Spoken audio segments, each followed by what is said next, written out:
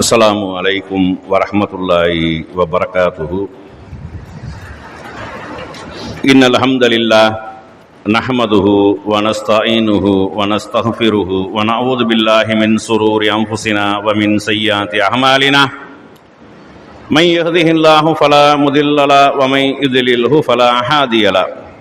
அஷ்ஹது அல்லா இலாஹ இல்லல்லாஹு வஹ்தஹு லா ஷரீக லஹு வ அஷ்ஹது அன்ன முஹம்மதன் அப்துஹு வ ரசூலுஹு அம்மா பஅத்.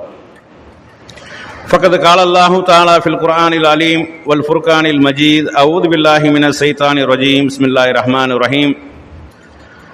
يا أيها الناس اتقوا ربكم الذي خلقكم من نفس واحدة وخلق منها زوجها وبث منهما رجالا كثيرا ونساء واتقوا الله الذي تساءلون به والأرحام إن الله كان عليكم رقيبا. يا أيها الذين آمنوا اتقوا الله وقولوا قولا سديدا يصلح لكم أعمالكم ويغفر لكم ذنوبكم ومن يطع الله ورسوله فقد فاز فوزا عظيما. يا أيها الذين آمنوا اتقوا الله حق تقاته ولا تموتن إلا وأنتم مسلمون. قال نبينا صلى الله عليه وسلم إن أصدق الحديث كتاب الله وحسن الهدي هدي محمد صلى الله عليه وسلم. شر الأمور محدثاتها وكل محدثة بدعة وكل بدعة ضلالة وكل ضلالة في النار. எல்லாம் வல்ல அல்லாஹ் சுப்ஹானஹு வ தஆலாவின் நல்லடியார்களே, அல்லாஹுவின் மாபெரும் கருணையினால் புனித ஜும்மா தொழுகைக்காக இங்கே நாம் ஒன்று கூடியிருக்கின்றோம்.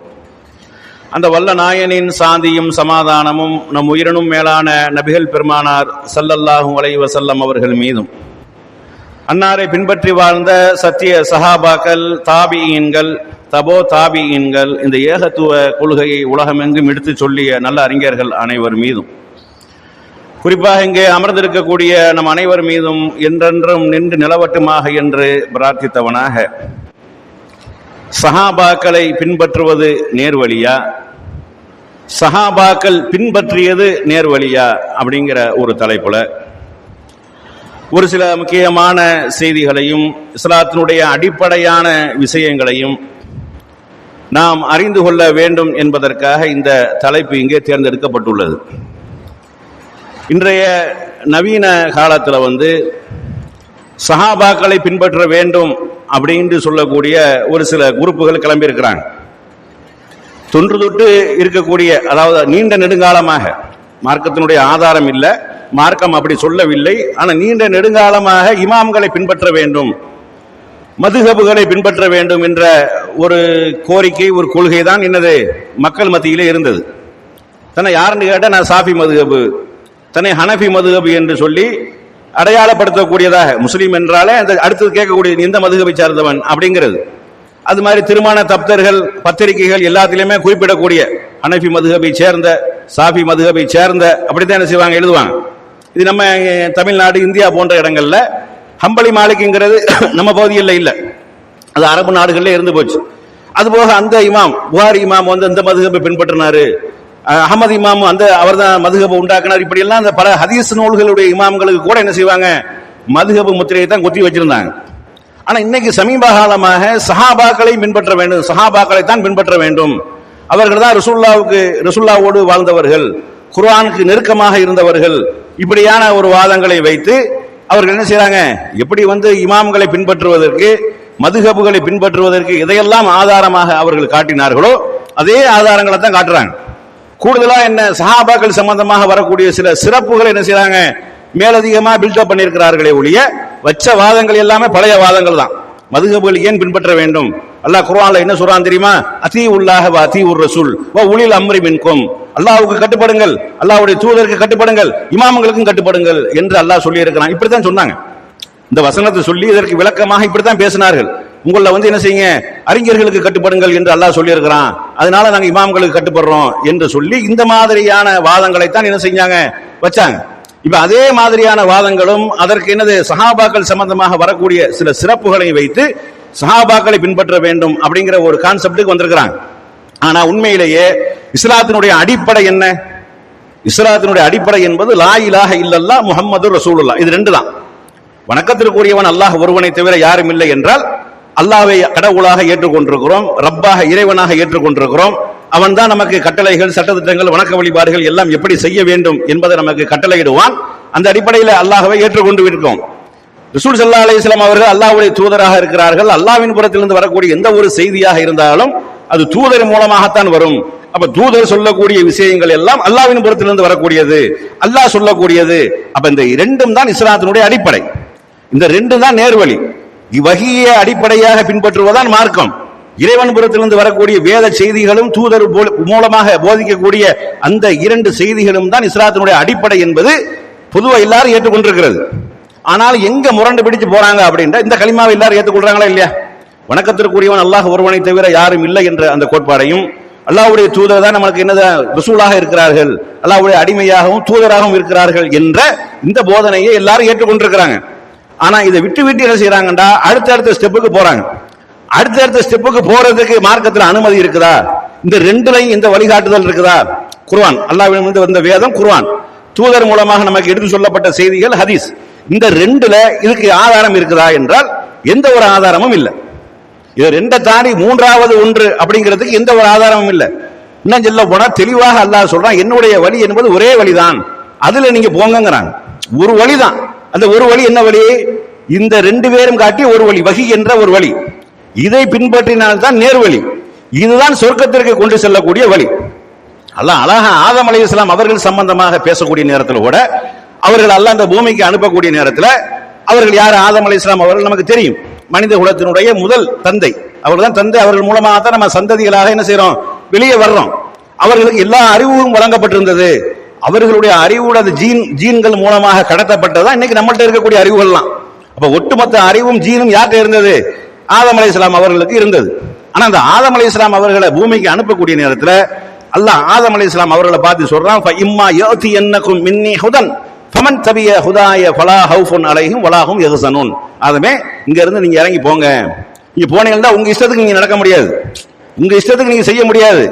ஏன்னா ஹலால் ஹராம பொறுத்தளவுக்கு அவங்களுக்கு ஒண்ணும் இல்லையில. இந்த பூமி முழுவதும் எல்லாமே இந்த பட்டா யார் பேர்ல இருக்குது? ஆதம் அலைஹிஸ்ஸலாம் அவர்கள் பேர்ல தான் இந்த பட்டா இருக்குது.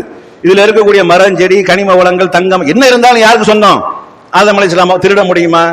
விபச்சாரம் பண்ண முடியுமா? இதெல்லாம் தப்பு தவறு செய்ய முடியுமா? அவங்க தான் இருக்கிறாங்க. அப்படி இருந்தா என்னது நேர்வழி என்பது நீங்களா கண்டுபிடிக்க முடியாது. தவறுகள் எதுவும் செய்வதற்கு உண்டான வாய்ப்புகள் இல்லை என்றாலும், எதையும் அபகரிக்கிறதுக்கு உண்டான வாய்ப்புகள் இல்லை என்றாலும், திருடுவது போன்ற குற்ற செயல்களுக்கு எந்த ஒரு வாய்ப்பும் இல்லை என்றாலும், நேர்வழி என்பது என்னிடமிருந்து வரக்கூடியதை தான் நீங்கள் செயல்படுத்தணும், அதைத்தான் நீங்கள் அமுல்படுத்தணும் என்று சொல்லி அல்லாஹ் இந்த வசனத்தில் அல்லாஹ் சொல்லி காட்டுறான். ஃபஇம்மா யஅதியன்னகும் மின்னி ஹுதன் ஃபமன் தபிய ஹுதாய ஃபலா ஹவுஃபுன் அலைஹிம் வலா ஹும் யஹ்ஸனூன். ஆதமே, என்னிடமிருந்து உங்களுக்கு நேர்வழி வரும், அந்த நேர்வழியை நீங்கள் பின்பற்றினால் உங்களுக்கு எந்த கவலையும் கிடையாது, பயமும் கிடையாது. அப்படின்னா என்ன அர்த்தம்? இது அல்லாத மூன்றாவதாக ஒரு வழியை நீங்கள் தேர்ந்தெடுத்துக் கொண்டால், மூன்றாவது வழிண்டா அவர்களா உண்டாக்குறது, வேற யாரும் சொல்லி உண்டாக்குறது இல்ல, வேற யாரும் சொல்ல முடியாது. ஆதம் அலைஹிஸ்ஸலாம் அவங்க தானே இருக்கிறாங்க.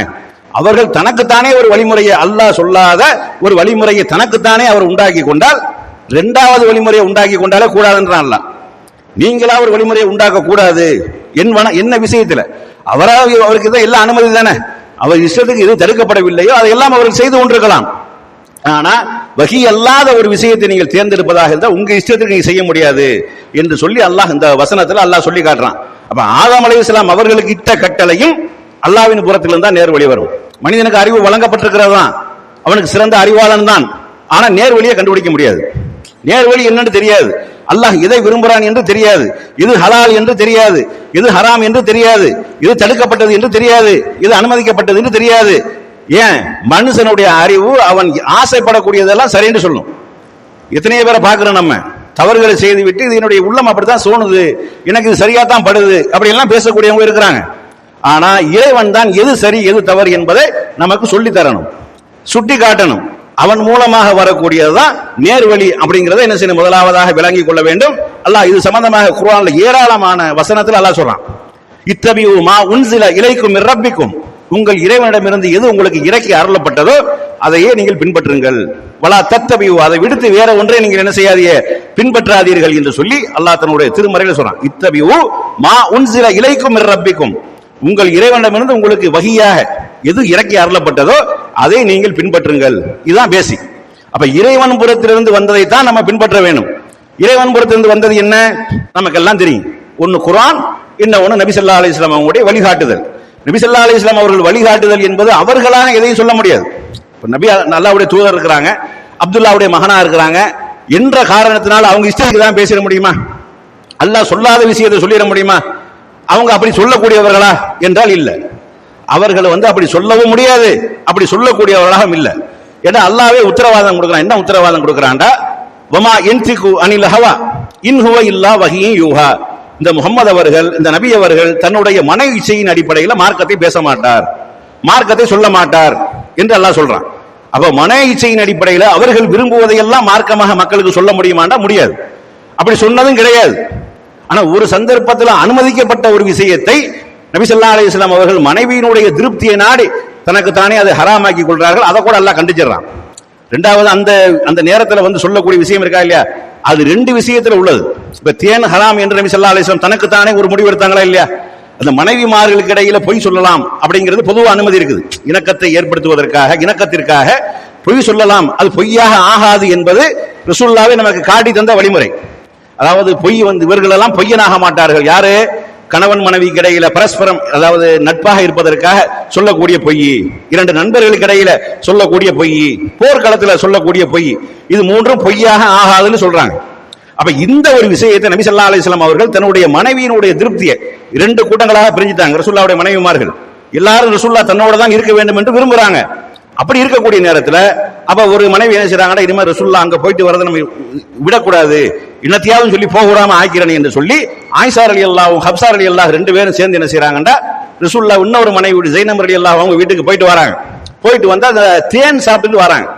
தேன் சாப்பிட்டு வந்தா ரசூலுல்லாஹ்வை பார்த்தவன கேட்கறாங்க, என்ன உங்க வாயிலிருந்து ஒரு கெட்ட வாடை வருது, துருவாடை வருது அப்படிங்கிற மாதிரி கேட்கறாங்க. ஒரு கருவேல பிசன் வாடை வருது, நாத்த வாடை வருது அப்படின்னு சொல்றாங்க. அப்ப ரசூல் ஸல்லல்லாஹு அலைஹி வஸல்லம், ஆக நம்ம தேன் தானே சாப்பிட்டு வந்தோம், இது இந்த மனைவிக்கு பிடிக்கல ஒலைய, சரி இந்த மனைவியோட நம்ம சந்தோஷமா இருப்போம் அப்படிங்கிறதுக்காக இனிமே நான் தேன் சாப்பிட மாட்டேன், ஹராம்ட்டாங்க. எதுக்காக? அனுமதிக்கப்பட்டது, இணக்கத்திற்காக சொல்லக்கூடிய பொய் அனுமதிக்கப்பட்டிருக்கிறது. ஆனா ஒரு அல்லாஹ்வுடைய தூதராக இருந்த அவர்கள் இந்த மாதிரி சொல்லக்கூடாது. எனக்கு பிடிக்கல நான் விட்டுருவேன், நமக்கு பிடிக்க மாட்டேன் அப்படிங்கிறது ஒரு கணக்கு. ஹராம் என்று ஆக்கிக் கொள்வது என்பது ஒரு தூதருக்கு அது அதிகாரம் இல்லை, யாருக்கும் இல்லை. எனக்கு நானே நான் தடுத்துக் கொள்றேன், இது அனைவருக்கும் ஹராம் என்று ஆக்க முடியாது. ஆனா ரசூலுல்லாஹ் இங்க அனைவருக்கும் ஹராம் ஆக்கல, தனக்குத்தான் அது ஹராம் ஆக்குறாங்க. ஆனால் அதையும் அல்லாஹ் கண்டித்து சூரத்து தஹரீம் என்று சொல்லக்கூடிய அந்த வசனத்தினுடைய முதல் வசனம், யா அய்யுஹன் நபியு, ஓ நபியே, லிம துஹர்ரிமு மா ஹல்லல்லாஹு லக, அல்லாஹ் உங்களுக்கு ஹலால் ஆக்கியதை நீங்கள் எப்படி ஹராமாக்க முடியும்? குர்ஆன்ல அல்லாஹ் தேன் ஹலாலுங்கிறான், அதுல மருத்துவம் இருக்குதுன்னு சொல்றான், மிகச்சிறந்த ஒரு பானம்னு சொல்றான், அத்தாட்சியாக அல்லாஹ் ஆக்கி இருக்கிறான். இன்னைக்கு நவீன விஞ்ஞானிகள் கண்டுபிடிச்சு குர்ஆன் இறைவேதம் என்பதற்கு சான்றாக அதை நிரூபிக்கக்கூடிய வகையில் அதனுடைய வயிறுகளில் இருந்து பலதரப்பட்ட ஒரு நிறமுடைய ஒரு பானம் வெளியாகிறது என்று சொல்லி அற்புதமான வாசகங்களை கொண்டு அந்த செய்தி அல்லாஹ் அமைச்சிருக்கிறான். அதை ரசூலுல்லாஹ் தனக்கு தானே ஹராமாக்குறாங்க, அல்லாஹ் கண்டிக்கிறான், அவர்கள் விட்டு விட்டார்கள். இது வேற ஒரு சந்தர்ப்பம். என்ன சந்தர்ப்பம்? ரசூல் ஸல்லல்லாஹு அலைஹி வஸல்லம் அவங்க தன்னுடைய மனைவி மைமுனா ரலியல்லாஹு அவங்க வீட்டுக்கு போறாங்க. வீட்டுக்கு போனா அங்க உணவு பரிமாறப்படுகிறது. ஹாலித் இப்னு வலீத் ரலியல்லாஹு அவர்களும் போறாங்க. இந்த ஹாலித் இப்னு வலீத் ரலியல்லாஹு அவர்களுக்கு மைமுனா ரலியல்லாஹு சின்னமா வேணும். இப்னு அப்பாஸ் அவர்களுக்கும் சின்னமா தான், இந்த ஹாலித் இப்னு வலீத் ரலியல்லாஹு அவர்களுக்கும் சின்னமா தான். ரெண்டு பேரும் என்ன செய்றாங்க, பந்தியில உட்கார்ந்து இருக்கிறாங்க. அங்க இறைச்சி உணவு வைக்கப்படுகிறது. அப்ப ரசூல் ஸல்லல்லாஹு அலைஹி வஸல்லம் அவர்களுக்கு என்ன உணவுன்னு சொன்னீங்களா அப்படின்னு கேட்கப்படுது. இல்ல சொல்லிருங்க அப்படின்னு சொல்லி தெளிவுபடுத்தப்படுகிறது. இது உடம்பு கறி அப்படின்னு தெளிவுபடுத்தப்படுது. ரசூலுல்லாஹ் சாப்பிடுவதற்கு கையை நீட்டின ரசூலுல்லாஹ் உடனே அந்த கையை வெளியே எடுத்துறாங்க. அப்ப பக்கத்தில் இருக்கக்கூடிய ஹாலித் இப்னு வலீத் கேட்கிறாங்க, ஹாதா யா ரசூலல்லாஹ் ஹிய ஹராமுன், இது என்ன யா ரசூலல்லாஹ் இது ஹராமா அப்படின்னு கேட்கிறாங்க. ரசூலுல்லாஹ் உடனே என்ன சொன்னாங்க, இல்ல ஹராமெல்லாம் கிடையாது, எனக்கு அது பிடிக்கல, எங்க ஏரியாவுல இது இல்ல அப்படின்ட்டாங்க. ஏன்? ஹராமாக்க முடியாது. அப்ப ரசூலுல்லாஹ்வே உன்னை ஹராமாக்க நினைத்தாலும் முடியாது. ஏன்? அல்லாஹ்வின் புறத்திலிருந்து வரணும். வமா யன்திகு அனில் ஹவா இன் ஹுவ இல்லா வஹீன் யூஹா. இவர்கள் தன்னுடைய மன இச்சையின் அடிப்படையில் எதையும் பேச மாட்டார்கள், மார்க்கத்தை சொல்ல மாட்டார்கள். இறைவன் புறத்திலிருந்து அறிவிக்கப்பட்ட விஷயத்தை தான் சொல்லுவார். அவர்கள் மனிதர் என்ற அடிப்படையில் கணவன் மனைவிக்கு இணக்கத்தை ஏற்படுத்தலாம், அதற்காக சில பொய்கள் சொல்லலாம் என்று வரக்கூடிய அந்த ஒரு விஷயத்தை கூட அல்லாஹ் அதையும் கண்டித்து, நபியே நாம ஹலால் ஆக்கியதை நீங்கள் எப்படி ஹராமாக்க முடியும் அப்படின்னு எல்லாம் சொல்லிடுறான். முத்தாய்ப்பாக ஒரு வசனத்தில் அல்லாஹ் சொல்றான், யாருக்கும் என்ன இது எதுக்காக இது சொல்லப்படுகிறது என்றால், மார்க்கம் என்றால் குர்ஆன் ஹதீஸ் தான், அல்லாஹ் ரசூல் தான். அதை தாண்டி மூன்றாவது ஒன்று கிடையவே கிடையாது. மூன்றாவது போனா அது வழிகேடு தான், நேர் வழி அல்ல அப்படிங்கிறதுக்காகத்தான். ரசூல் ஸல்லல்லாஹு அலைஹி வஸல்லம் அவர்கள் ஏதோ ஒரு விஷயத்தை அவர்கள் இஷ்டத்திற்கு அவர்களாக ஒரு விஷயத்தை சொல்லிவிட்டால் சொல்ல மாட்டாங்க, சொன்னதும் கிடையாது, சொல்ல போறதும் இல்லை. இது எச்சரிக்கை யாருக்கு? பின்னாடி வரக்கூடியவர்கள் கவனமாக இருக்க வேண்டும். மார்க்கம்ங்கிற பேர்ல என்னத்தையும் அள்ளி விட்டுட்டு போயிடக்கூடாது, என்னத்தையும் நம்பிட்டு போயிடக்கூடாது, குர்ஆன் ஹதீஸ்ல உள்ள இல்லாததெல்லாம் மார்க்கம் ஆக்கி விட்டு போயிடக்கூடாது என்பதற்காக இந்த முகம்மது அவர்கள் நாம் சொல்லாத சில செய்திகளை அவர்களாக உண்டாக்கி சொல்வார்களே, ஆனால் என்னுடைய வலது கரத்தால் பற்றி பிடித்துக் கொண்டு நாடி நரம்ப துண்டுச்சிருவன் அல்லாஹ் சொல்றான். அப்ப எவ்வளவு ஒரு கடுமையான ஒரு எச்சரிக்கை. ஆனா அதற்கப்புறம் மார்க்கம்ங்கிற பேர்ல எவ்வளவு விளையாட்டுகள் நடந்திருக்கிறது, எவ்வளவு புதுசாக உண்டாக்கி இருக்கிறாங்க. இதையெல்லாம் நமக்கு பார்க்கும்போது எப்படி இப்படி செஞ்சார்கள், இது எப்படி செய்ய முடியும்? அல்லாஹ்வுடைய வேதத்துல குர்ஆன் சுன்னாவுல இல்லாத ஒரு வணக்கங்கள் எப்படி உண்டாக்க முடியும்? அந்த உண்டாக்குற அதிகாரத்தை அவர்களுக்கு யார் கொடுத்தது? தூதருக்கே ஒரு அதிகாரம் இல்லை என்றால், தூதருக்கே ஒன்று ஹலாலாக்க சுயமாக ஹலாலாக்க முடியாது என்றால், தூதருக்கே சுயமாக ஒரு ஹராமாக்க முடியாது என்றால், தூதருக்கே சுயமாக ஒரு வணக்க வழிபாடுகளை உண்டாக்க முடியாது என்றால், அதற்கு பின்னாடி வந்தவர்கள் என்னென்ன காரியங்கள் எல்லாம் செய்துவிட்டு போயிருக்கார்கள் என்று பார்க்கக்கூடிய நேரத்தில் இந்த மார்க்கத்தை வைத்து சில பேர் என்ன செய்யறாங்க, குளிர் காய்ந்திருக்கிறார்கள் அப்படிங்கிற அளவுக்கு தான் நம்ம பார்க்க முடிகிறது. இப்ப பேசிக் என்பது குர்ஆனும் சுன்னாவும் தான். இத்தபிஉ மா உன்சில இலைக்கும் மிர் ரப்பிக்கும், உங்கள் இறைவனிடமிருந்து வஹியாக எது இறக்கி அருளப்பட்டதோ அதை மட்டுமே நீங்கள் பின்பற்றுங்கள், மற்றவர்களை நீங்கள் என்ன செய்யாதீங்க, பின்பற்றாதீர்கள், அவர்களை பொறுப்பாளராக ஆக்கிக் கொள்ளாதீர்கள் என்று சொல்லி அல்லாஹ் அழுத்தம் திருத்தமாக சொல்றான். இப்ப என்ன மேற்று? இந்த சஹாபாக்களை பின்பற்றலாம் சொல்றாங்களா இல்லையா? சஹாபாக்களை பின்பற்றலாம்டா அப்படி ரசூலுல்லாஹ் சொல்லி இருக்கிறாங்களா? சஹாபாக்களை நீங்கள் பின்பற்றுங்கள் என்று சொல்லி இருக்கிறாங்களா? இது முதலாவது நம்ம பார்க்கணும். குர்ஆன்ல அப்படி சொல்லப்பட்டிருக்கிறதா? குர்ஆனையும் ஹதீஸையும், அதாவது அல்லாஹ்வையும் அல்லாஹ்வுடைய தூதரையும் சஹாபாக்களையும் நீங்கள் பின்பற்றுங்கள் என்று ஹதீஸ்கள்ல சொல்லப்பட்டிருக்கிறதா? இதை நம்ம என்ன செய்யணும், பார்க்கணும். மூணாவதாக, சஹாபாக்கள் ரசூலுல்லாஹ்வுடைய மரணத்திற்கு அப்புறம் சஹாபாக்களை பின்பற்றினார்களா? இதை நம்ம பார்க்கணும். கடைசியா சஹாபாக்கள் யாரை பின்பற்றினார்கள் இதை பார்க்கணும். இப்ப குர்ஆன்லையும் சுன்னாவுலையும் சஹாபாக்களை பின்பற்ற வேண்டும் என்று இருக்குதா என்றால் இல்ல. சஹாபாக்களை பின்பற்ற வேண்டும் என்று இல்லை, இது குர்ஆன் ஹதீஸ்ல இல்லை என்பதை முதலாவதாக விளங்கிக்கிறீங்க. அவங்க என்ன வாதம் வைக்கிறார்கள் அப்படிங்கறத லேசா தொட்டு காட்டிட்டு போயிடுற, சம்பந்தமே கிடையாது. அது சஹாபாக்கள் சம்பந்தமான சிறப்பையும் அவர்கள் அல்லாஹ்வுக்கும் ரசூலுக்கும் எவ்வளவு கட்டுப்பட்டு நடந்தார்கள் என்பதையும் தான் அது காட்டுகிறதே ஒழிய சஹாபாக்களை பின்பற்ற சொல்லி அந்த வசனங்கள் சொல்லவே இல்லை அப்படிங்கறத நம்ம முதலாவதாக விளங்கிக்கிறோம். இரண்டாவது, ரசூல் ஸல்லல்லாஹு அலைஹி வஸல்லம் அவருடைய மரணத்திற்கு அப்புறம் எந்த ஒரு சஹாபியும் மூத்த சஹாபாக்கள் இருக்கக்கூடிய எந்த ஒரு சஹாபாக்களையாவது பின்பற்றினார்களா? அல்லது ரசூலுல்லாஹ்வுக்கு அடுத்த சஹாபியா இருக்காங்க, சஹாபிக்கு அடுத்த தலைமுறை தாபி, இவர்கள் சஹாபாக்கள் சொல்வதெல்லாம் மார்க்கம் என்று எங்கேயாவது அறிவித்தார்களா? அறிவிக்க முடியுமா என்று பார்த்தமையானால் சஹாபாக்களை பின்பற்றியது கிடையாது. பின்பற்றுவது அவர்களுக்கு அப்படி பின்பற்றக்கூடாது என்பதை தெல்ல தெளிவாக அவர்கள் விளங்கி வைத்திருந்தார்கள். பல நேரங்களில் டிக்ளேர் பண்ணார்கள். இந்த தமத்து என்று சொல்லக்கூடிய ஒரு ஹஜ் இருக்கா இல்லையா, இந்த ஹஜ்ஜை சில நபி தோழர்கள் என்ன செய்யறாங்க, செய்யக்கூடாது அப்படிங்கிறாங்க. தமத்து ஹஜ்ஜா ஹஜ்ஜையும் உம்ராவையும் ஒரே நேரத்தில் செய்யறது, இதுக்கு பேர் தமத்து என்று சொல்லக்கூடிய ஹஜ்.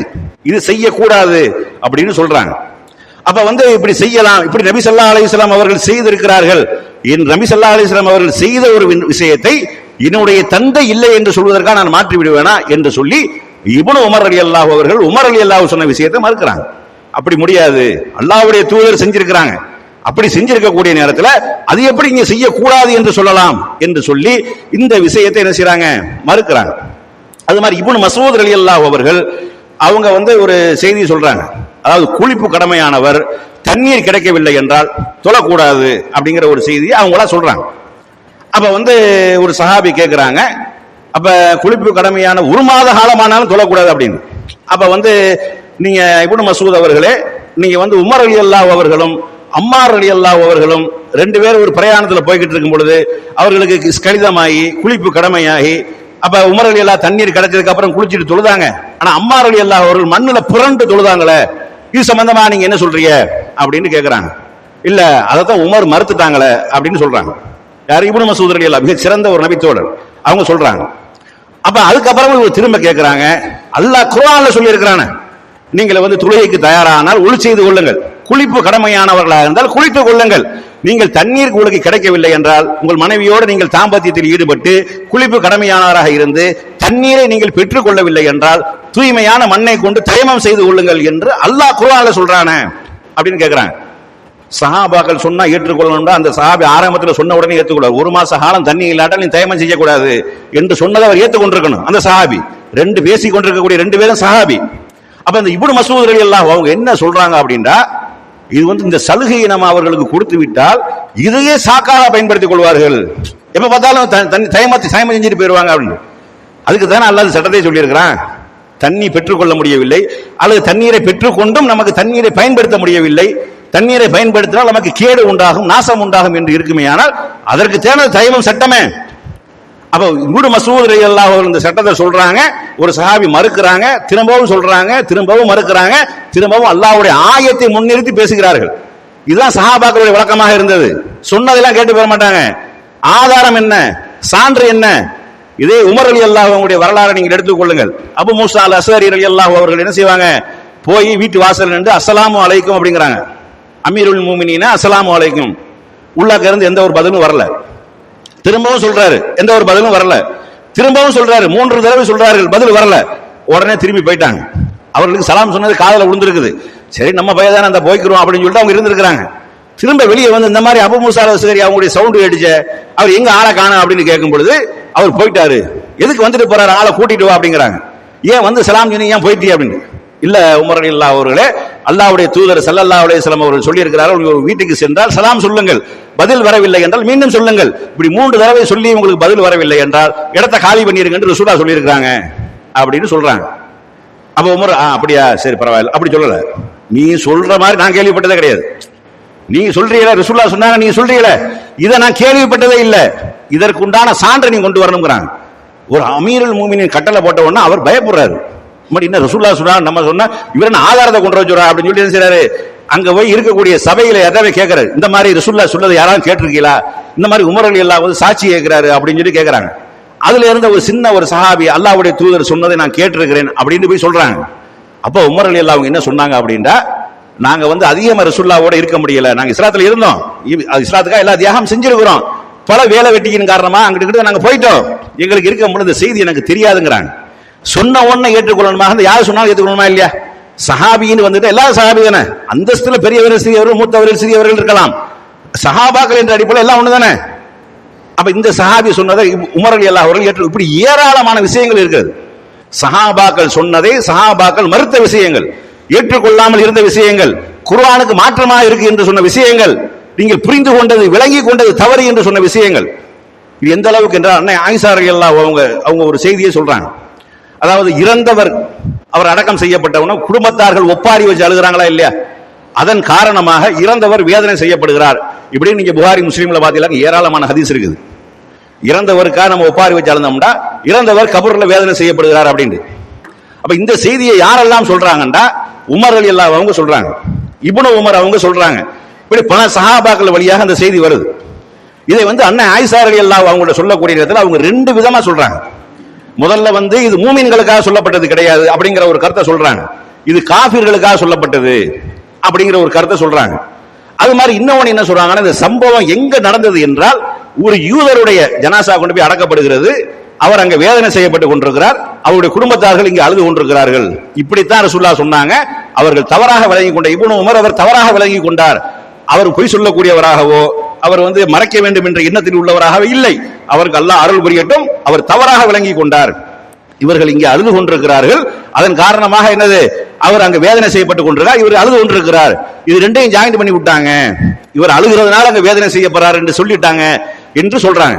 அதே மாதிரி லா தஸிரு வாஸிரத்து விஸ்ர உஹ்ரா, ஒருவருடைய பாவச்சுமையை இன்னொருத்தன் சுமக்க முடியாது என்று அல்லாஹ் குர்ஆன்ல சொல்லி இருக்கும் போது இவர் அழுவதனால் அவர் எப்படி வேதனை செய்யப்படுவார் என்ற அந்த செய்தியும் என்ன செய்யறாங்க, வைக்கிறாங்க. மூணாவதாக ஒரு செய்தியை சொல்றாங்க, என்ன சொல்றாங்கன்னா, அவர் செய்த சிறிய பெரிய பாவத்தின் காரணமாகத்தான் அவர் வேதனை செய்யப்படுகிறார், இவர்களோ குடும்பத்தார்கள் இங்கு அழுது கொண்டிருக்கிறார், இதுக்கு அதுக்கு சம்பந்தம் இல்லைங்கிறாங்க. ஒருவர் வேதனை செய்யப்படுவதாக இருந்தால் எதுக்காக, அவர் செய்த சிறிய பெரிய பாவத்தின், இதெல்லாம் புகாரில முஸ்லிம்ல இருக்குது, அவர் செய்த சிறிய பெரிய பாவத்தின் காரணமாகத்தான் வேதனை செய்யப்படுகிறார்களே ஒழிய இதுக்கு அதுக்கு எந்த சம்பந்தமும் இல்லை என்று சொல்லி ஆயிஷா ரலியல்லாஹு சொல்றாங்க.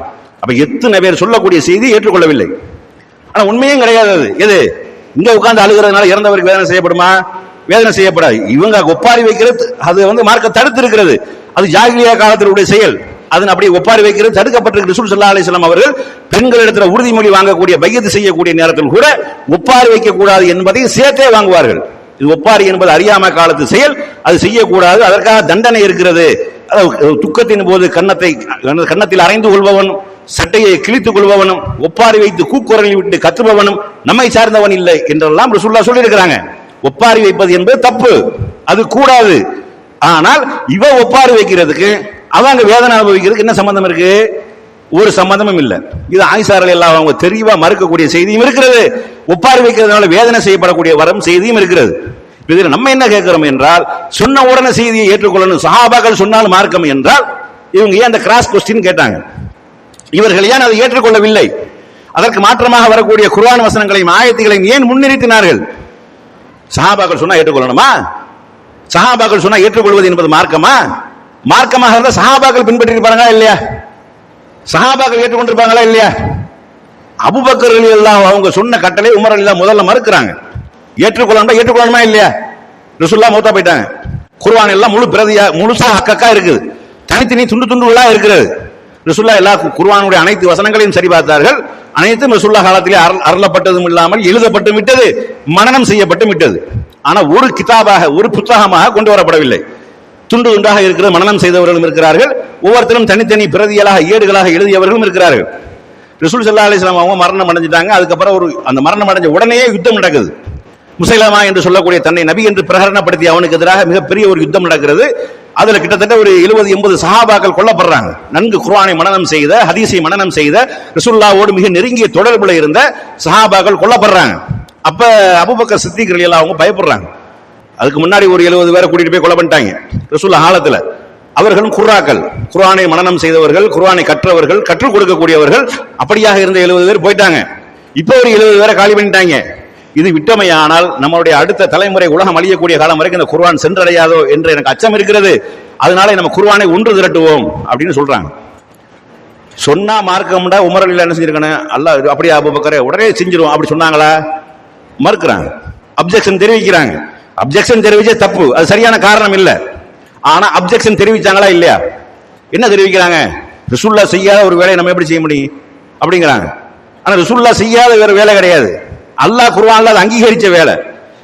இன்ன அலைனா ஜம்அஹு வ குர்ஆனா, நபியே இதை உங்களை ஓத செய்வதும் இது ஒன்று திரட்டுவது நம்மை சேர்ந்தது நல்லா சொல்லிட்டான்.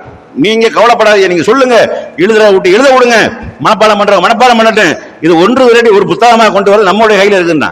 இன்ன அலைனா ஜம்அஹு வ குர்ஆனா, இதை ஓத செய்வதும் ஒன்று திரட்டுவது நம்மளுடைய வேலை என்று அல்லாஹ் பொறுப்பெடுத்துக்கிட்டான். எப்படி இன்னா நஹ்னு நஸல்னா திக்ர இன்னா லஹு லஹாஃபிலூன் என்ற வசனம் அருளப்பட்டதோ அது மாதிரி இன்ன அலைனா ஜம்அஹு வ குர்ஆனா, இந்த குர்ஆனை ஓத செய்வதும் ஒன்று திரட்டுவதும் நம்மை சேர்ந்தது. அப்ப உமர் ரலியல்லாஹு அவங்களை கன்வின்ஸ் பண்றாங்க, அவங்க அதை ஏற்றுக்கொள்றாங்க.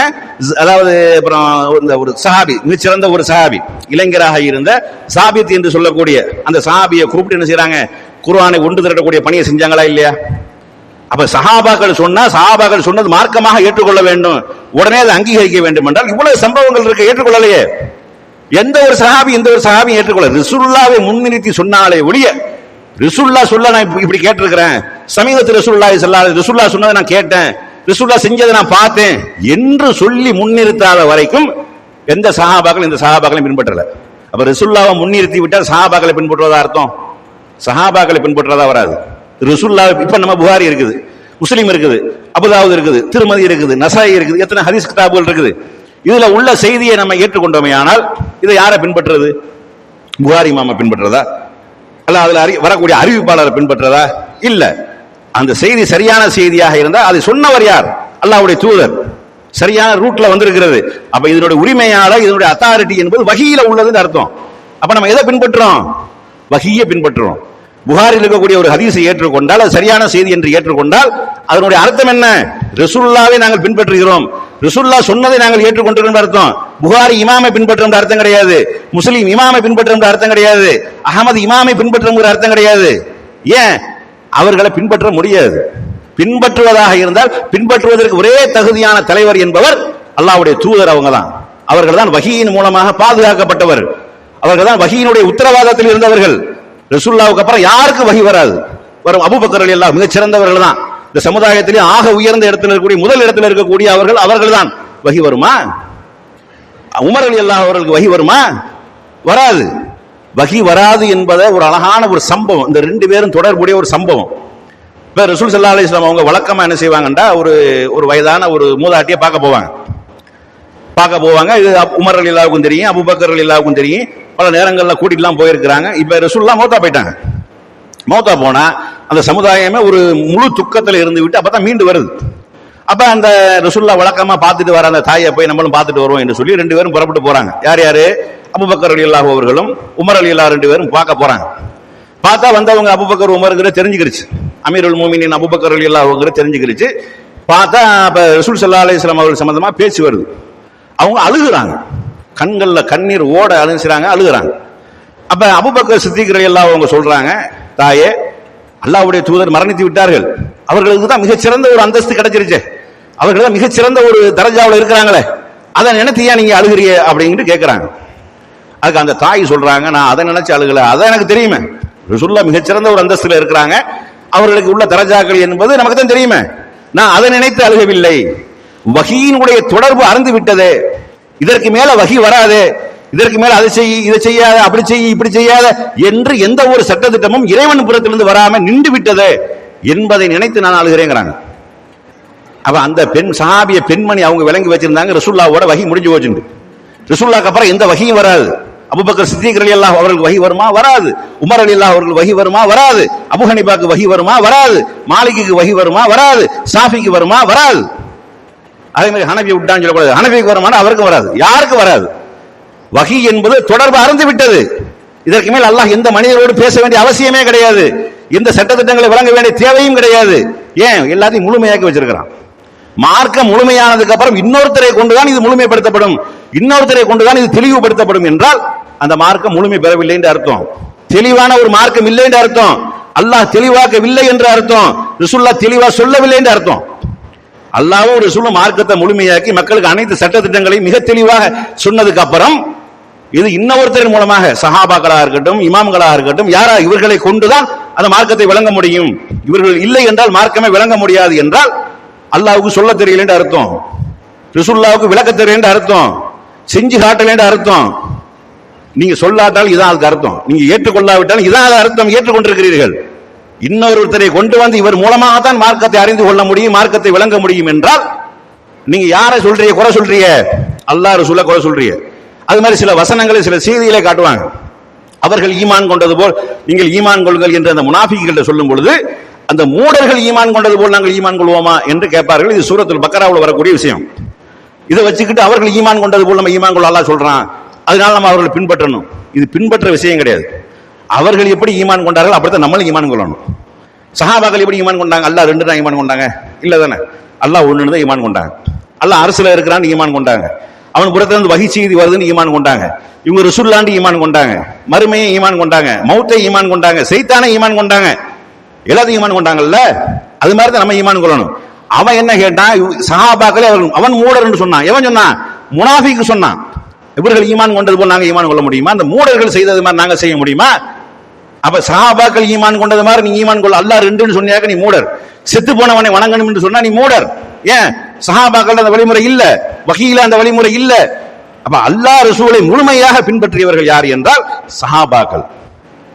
சரியாக பின்பற்றியவர்கள் யார் என்றால் சஹாபாக்கள். ரசூலுல்லாஹ்வோடு நேரடி தொடர்பில் இருந்தவர்கள் யார் என்றால் சஹாபாக்கள்.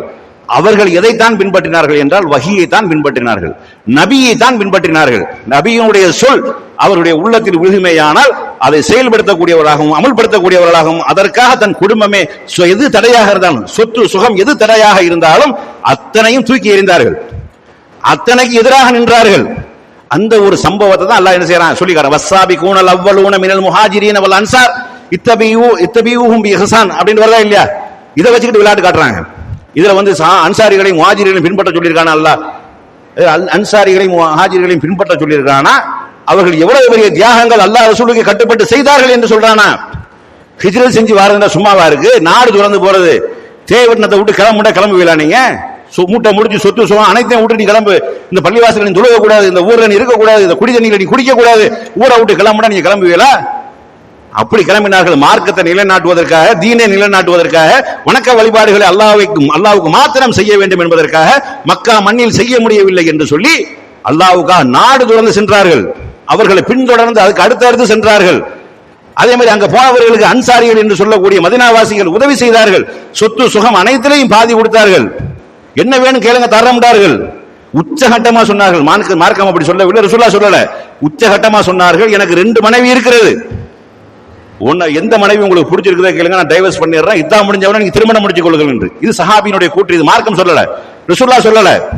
அப்படி இருந்தார்கள். இந்த சம்பவத்தை எல்லாம் சொல்லி காட்டுறான். வஸ்ஸாபிகூனல் அவ்வலூனல் மினல் முஹாஜிரீன வல் அன்சார் இத்தபிஊஹும் பிஇஹ்சான்.